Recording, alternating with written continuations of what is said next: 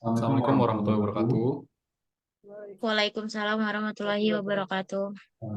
Halo semuanya, kami dari kelompok 6 dengan judul Evaluasi Kelayakan Bisnis, Pendirian Coworking Space untuk Startup dan Profesional Freelance di Kota Depok, Jawa Barat.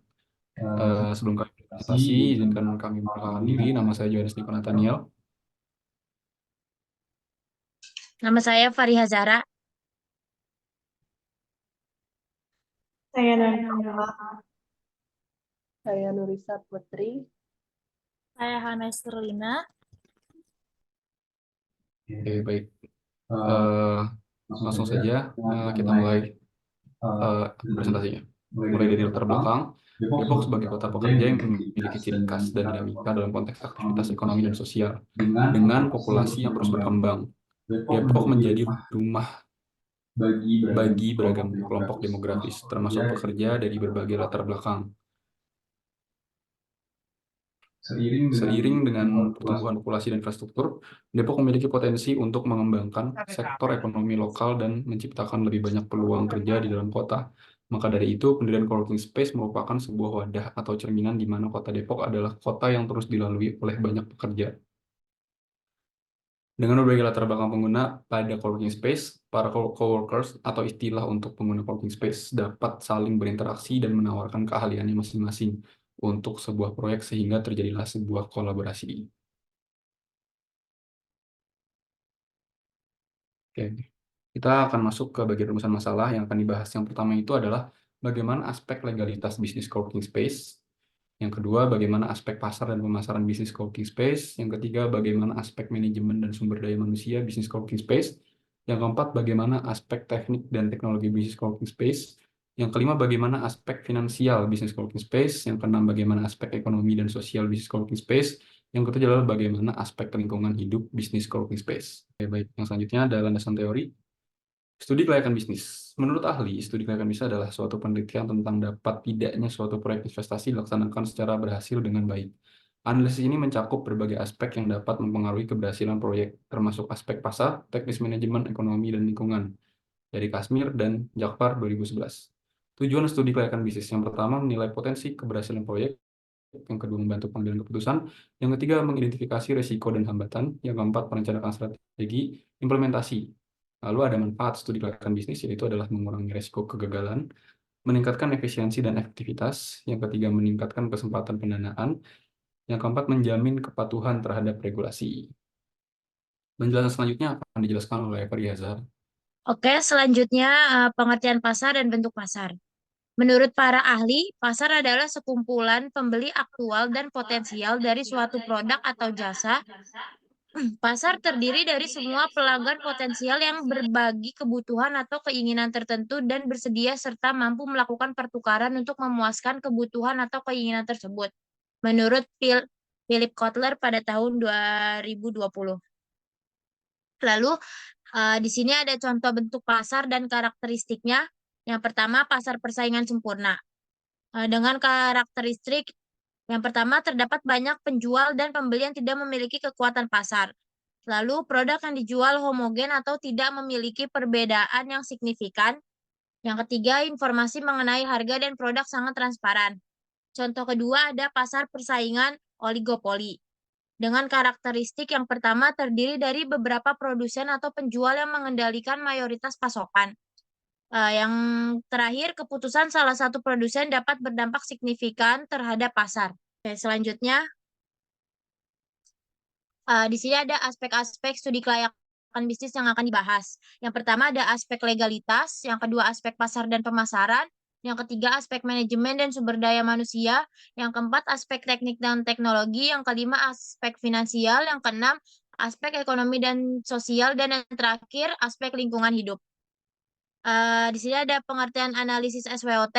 Menurut Freddy Rangkuti pada tahun 2004 menjelaskan bahwa analisis SWOT adalah identifikasi berbagai faktor secara sistematis untuk merumuskan strategi perusahaan. Analisis ini didasarkan pada logika yang dapat memaksimalkan kekuatan atau strength dan peluang atau opportunity. Namun secara bersamaan dapat meminimalkan kelemahan atau weakness dan ancaman atau threats Analisis SWOT membandingkan antara faktor eksternal yaitu peluang dan ancaman dengan faktor internal yaitu kekuatan dan kelemahan. Selanjutnya akan dibacakan oleh Nanda Oka. Selanjutnya untuk bagian profil usaha, di mana kami menggunakan Naos Coffee and Space sebagai sampel usaha coworking space ini di Kota Depok. Berikut juga kami cantumkan profil dari usaha coworking space ini. Dengan nama usaha itu Naos Coffee and Space, dengan nama pemilik itu Muhammad Rifal dan juga Tata Maswara. Untuk alamat ada di Jalan Raya Bogor, kilometer 34, Depok, Jawa Barat, dengan jam operasional dari jam 10 sampai jam 11 malam. Dengan nomor operasional atau nomor telepon di 0821 9037 2299. Tahun berdiri usaha ini di 2021 dengan jenis usaha yaitu UMKM.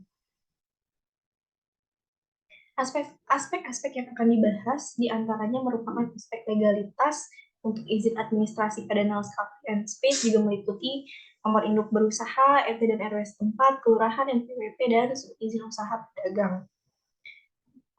Legalitas ini merupakan hal penting bagi UMKM sebagai pelaku usaha, khususnya untuk UMKM itu memiliki legalitas yang menjadi faktor penting yang tidak boleh sama sekali diabaikan, karena memberikan banyak manfaat dan juga keuntungan untuk keberlangsungan bisnis ini. Baik, selanjutnya masuk ke dalam aspek pasar dan juga pemasaran, di mana yang pertama ini ada analisis pasar. Di sini kami mencantumkan perhitungan atau nilai dari besaran pasar yang bisa atau dapat dicapai dari Naos Coffee and Space ini sebagai bisnis coworking space.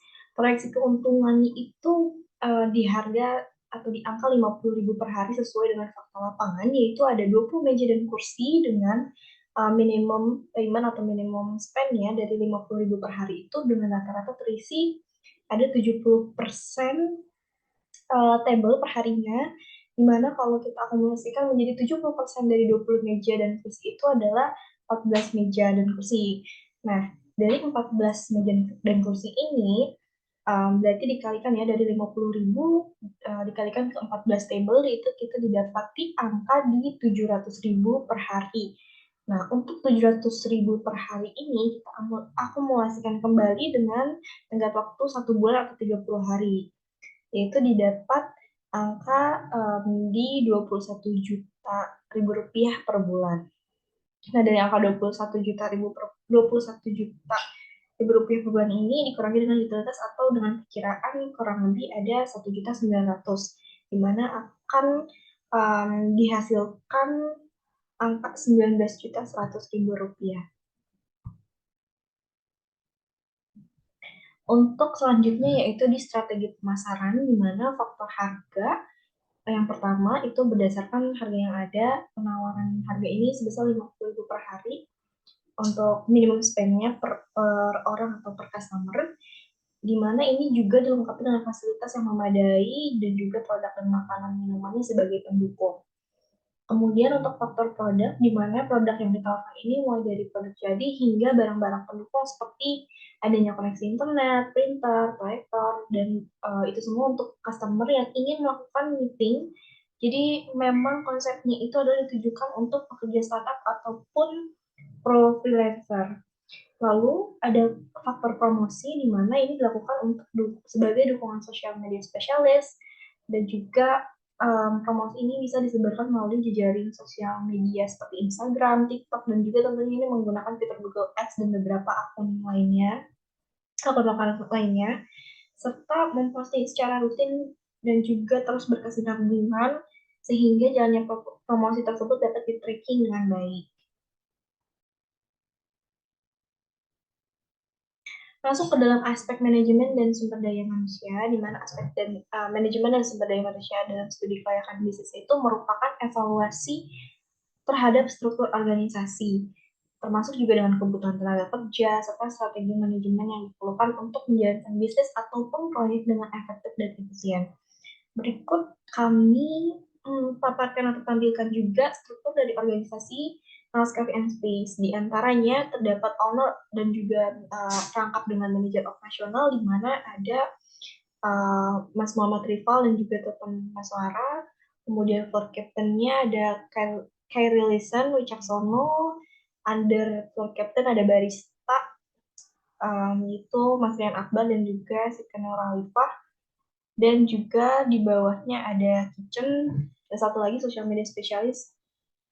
Kalau mau batalkan untuk kitchennya ada Mas Kevin.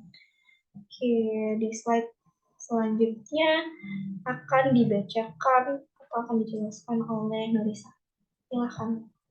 Selanjutnya ada aspek teknik dan teknologi. Yang pertama ada tempat dan ruang kerja. Area atau ruang yang disediakan untuk individu atau kelompok bekerja ini bisa berupa meja individu, meja yang dibagi bersama, atau bahkan ruang kerja pribadi yang dapat disewa untuk jangka waktu tertentu. Selanjutnya, ruang meeting. Ruang atau area yang dirancang dan dilengkapi untuk keperluan pertemuan, baik itu internal antara anggota tim atau eksternal dengan klien, mitra bisnis, dan tamu lainnya. Yang ketiga ada startup office dan startup inkubator. Ruang kerja atau area yang disediakan khusus untuk perusahaan startup ini adalah tempat di mana tim atau individu yang terlibat dalam memulai dan mengembangkan startup mereka dapat bekerja dan berkolaborasi. Yang selanjutnya ada jaringan koneksi yang kuat. Jaringan atau koneksi internet yang kuat meliputi kesediaan akses internet yang stabil, cepat, dan dapat diandalkan bagi individu atau perusahaan yang menggunakan fasilitas. Ini termasuk kecepatan unduh dan unggah yang tinggi dan konsistensi dalam koneksi. Selanjutnya ada aspek finansial. Yang pertama ada sumber pendanaan, itu dari modal sendiri 400 juta. Selanjutnya ada peralatan. Yang pertama ada handphone, mesin espresso, meja, kursi, gelas, piring, stop kontak, kabel, dan router, wifi, dan lainnya. Itu totalnya sebesar 40.490.000. Selanjutnya ada biaya operasional, pemasaran, internet, listrik, dan air, sewa tanah, gaji karyawan, totalnya sebesar Rp26.100.000. Selanjutnya ada biaya variabel. Yang pertama ada bins kopi, sirup, susu, powder minuman, bahan masakan, dan lainnya. Totalnya sebesar Rp17.800.000. Selanjutnya akan dibacakan oleh Nanda.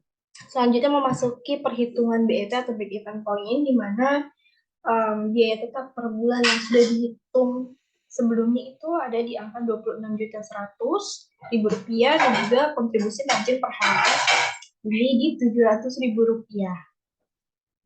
Nah, lalu kita masuk ke rumus BEP unit, yaitu di mana biaya tetap dibagi dengan kontribusi margin, yaitu Rp26.100.000 itu dibagi dengan margin yang Rp700.000. Didapatlah 37, angka 37 ini menandakan kurang lebih dalam satu hari itu bisa ada 37 orang atau customer yang visit ke coworking space. Lalu untuk perhitungan break-even point dengan nilai uangnya itu dengan rumus biaya tetap dibagi dengan kontribusi margin dikalikan dengan harga per unit. Biaya tetap dimasukkan yang Rp26.100.000 itu dibagi dengan kontribusi margin, lalu dikalikan dengan Rp300.000, yaitu harga per unit yang dimana angka itu didapat dengan kemungkinan atau rata-rata orang atau customer ini spend untuk di bagian produk lainnya, itu di baik di minuman ataupun makanan. Lalu didapati angka Rp11.100.000. Selanjutnya masuk ke perhitungan studi kelayakan bisnis, di mana dengan data yang ada tadi itu maka dapat dihitung presentasi keuntungan dari total investasi dari bisnis coworking space ini dengan menggunakan metode return of investment. Kenapa harus ROI? Kenapa tidak yang lain, payback period ataupun yang lain sebagainya? Karena menurut kami perhitungan atau cara hitung dari ROI ini sangat mendekati dengan real atau aslinya perhitungan dari coworking space ini, di mana kita memasuki rumus ROI, yaitu total keuntungan dibagi dengan total investasi awal dikalikan dengan 100%, dengan catatan atau dengan keterangan perhitungan ini itu keuntungannya diperoleh dari akumulasi keuntungan bersih tahunan selama periode tertentu, dan juga diasumsikan kita menghitung ROI di sini itu untuk 5 tahun ke depan. Maka dari rumus tadi itu didapati atau dicari dulu total keuntungannya, yaitu dengan rumus keuntungan bersih tahunan dikalikan dengan 5 tahun, di mana keuntungan bersih per hari itu kan 700.000, dikalikan dengan 1 tahun atau 365 hari, lalu dikalikan 5 tahun, didapati angka di 255.500.000, dikalikan lagi 5 tahun, berarti itu kita dapati angka di 1.277.500.000 rupiah. Nah, untuk ROI-nya sendiri itu dengan rumus total keuntungan dibagi total investasi awal dikalikan dengan 100%, yang mana total keuntungannya tadi 1.277.000.000 sekian dibagikan dengan total investasi awal yaitu 400 juta dikalikan dengan 100%. Didapati hasil total keuntungan bagi investasi awalnya itu 3,19. Kalau misalkan dikalikan ke 100%, desimalnya hilang, berarti dibagi dengan 100, yaitu didapati 319%. Nah, hasil ini untuk menunjukkan bahwa investasi awal yang sebesar 400 juta ini setelah 5 tahun akan memberikan keuntungan sebesar 319% dari total awal investasi. Di mana kalau perhitungan ROI ini dengan catatan misalkan angkanya itu sudah menghasilkan lebih dari 100%, which is good itu untuk sebuah investasi. Slide selanjutnya silahkan. Oke, poin ke-6 itu ada aspek ekonomi dan sosial. Aspek ekonomi yang dipertimbangkan untuk bisnis co-working space meliputi potensi pasar, yaitu menganalisis potensi pasar di lokasi yang dituju, termasuk jumlah calon penyewa, tingkat kebutuhan akan ruang kerja bersama, dan kemampuan pasar untuk membayar. Poin kedua itu ada biaya dan pendapatan, menilai biaya operasional termasuk sewa, utilitas, fasilitas, dan layanan tambahan, serta merancang strategi pendapatan yang mencakup harga sewa, paket layanan, dan lainnya. Terus ada keterjangkauan, yaitu memastikan bahwa harga sewa dan layanan yang ditawarkan terjangkau bagi target pasar yang dituju, sambil tetap menghasilkan keuntungan yang memadai.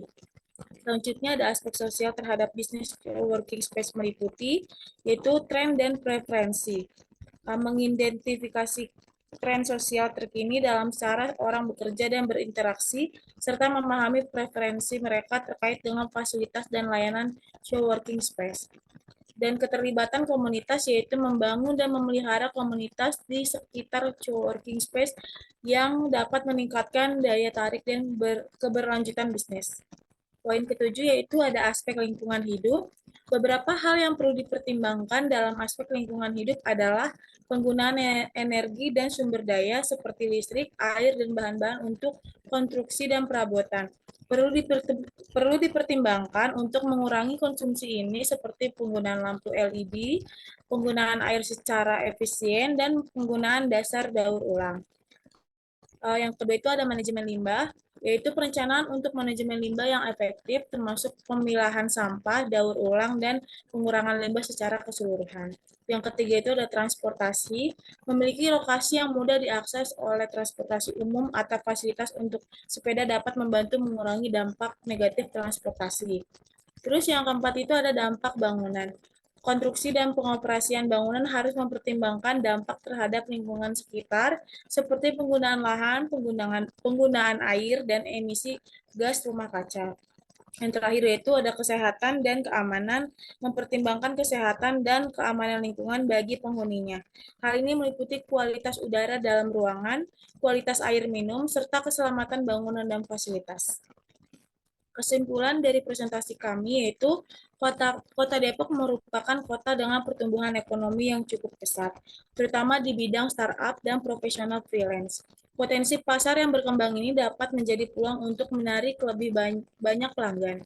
Studi kelayakan bisnis untuk pendirian co-working space untuk startup dan profesional freelance di Kota Depok, Jawa Barat menunjukkan bahwa proyek ini memiliki potensi untuk berhasil.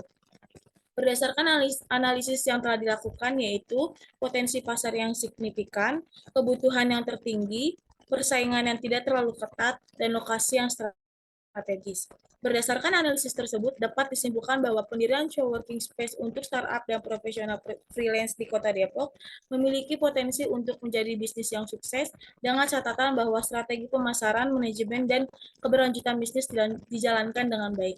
Untuk presentasi ini ditutupkan oleh Nathan. Oke, baik. Sekian presentasi dan penjelasan dari kami. Berikut ingin saya sampaikan sedikit mengenai beberapa angka atau perhitungan yang telah dilakukan atau telah dipaparkan, yaitu adalah ada beberapa objek yang memang kita tidak masukkan, atau bisa dibilang produk-produk pendukung seperti makanan dan minuman itu memang kita tidak masukkan karena fokus presentasi atau materi yang ingin kami sampaikan adalah tentang bagaimana proyeksi coworking space.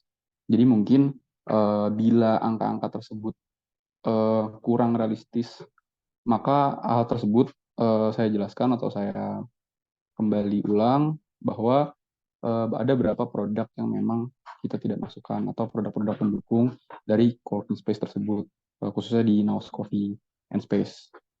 Sekian presentasi dari kami. Kurang lebihnya mohon maaf. Wassalamualaikum warahmatullahi wabarakatuh. Waalaikumsalam warahmatullahi wabarakatuh. Terima kasih.